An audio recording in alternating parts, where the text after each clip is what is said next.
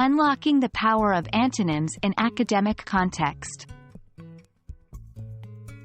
Hello and welcome everyone. In today's video, we're going to delve into the fascinating world of antonyms in an academic context. Antonyms, as you might already know, are words that have opposite meanings. But how do we use them in academic writing or discussions? That's what we're going to uncover today.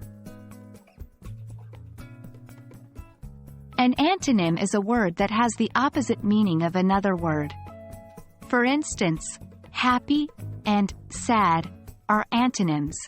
In an academic context, using antonyms can add depth to your arguments and make your language more precise.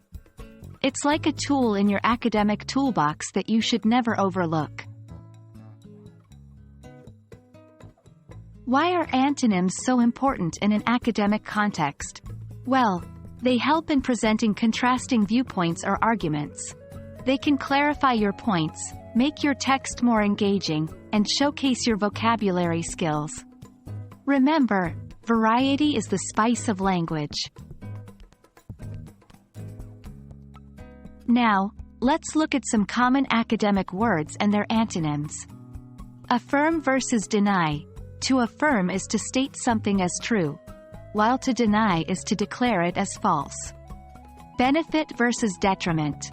Benefit refers to an advantage or profit gained from something, while detriment refers to harm or damage. Comprehensive versus limited. Comprehensive means complete, including all or nearly all elements or aspects, while limited means not full or complete. Deliberate versus accidental. Deliberate means done consciously and intentionally, while accidental is happening by chance, unintentionally, or unexpectedly.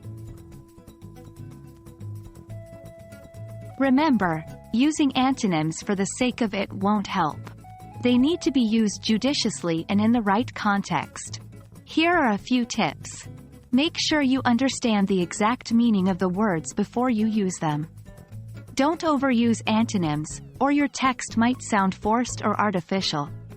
Use antonyms to highlight contrasts or contradictions in your arguments. So there you have it, folks. We've uncovered the power of antonyms in an academic context today. Remember, having a rich vocabulary and the ability to use it effectively is like possessing a superpower in the academic world. So, keep learning, keep exploring, and remember, practice makes perfect. We hope this video has been helpful, and until next time, happy studying!